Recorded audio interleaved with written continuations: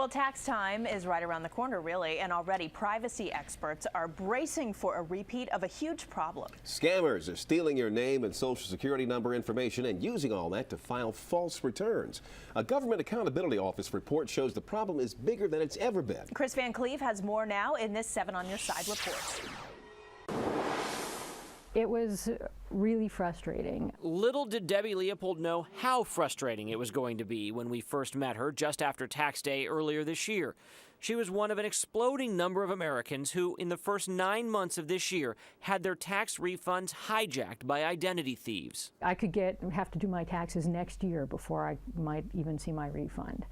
And I was getting very frustrated because who do you go to if you're dealing with the IRS? Well, she called her congressman, and after Chris Van Hollen's office got involved, there was progress, but it took 8 months. I got my check like the week of October 15th, and then just a few days after that, I got a notification that the IRS, not only was I going to get my refund, but they'd actually cleared it. You know, they now had officially cleared my account. Nina Patel is still waiting for hers after a scammer filed a phony tax return using her name and social security number.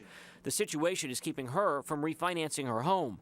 In fact, a new GAO report found a 62% increase in tax refund ID theft in 2012, nearly 642,000 Americans falling victim. But I am worried that someone's going to do this again. I mean, obviously my social security number, my name, it's out there. So who knows who's going to use it again. I think there's a high likelihood that it's something that they'll probably see repeat situations until the IRS has flagged the account and is dealing with it. And again, that could take a year, it could take longer. Ed Goodman is the Chief Privacy Officer at Identity Theft 911 and talked to us via Skype. He recommends filing as early as you can, and if there's a problem, report it quickly.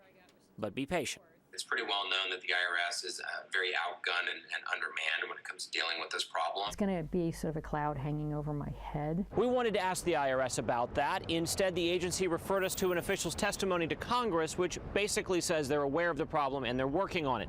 One thing they are doing, 600,000 ID theft victims, including Debbie, will be issued a PIN number to help secure their tax filing when they file in 2013.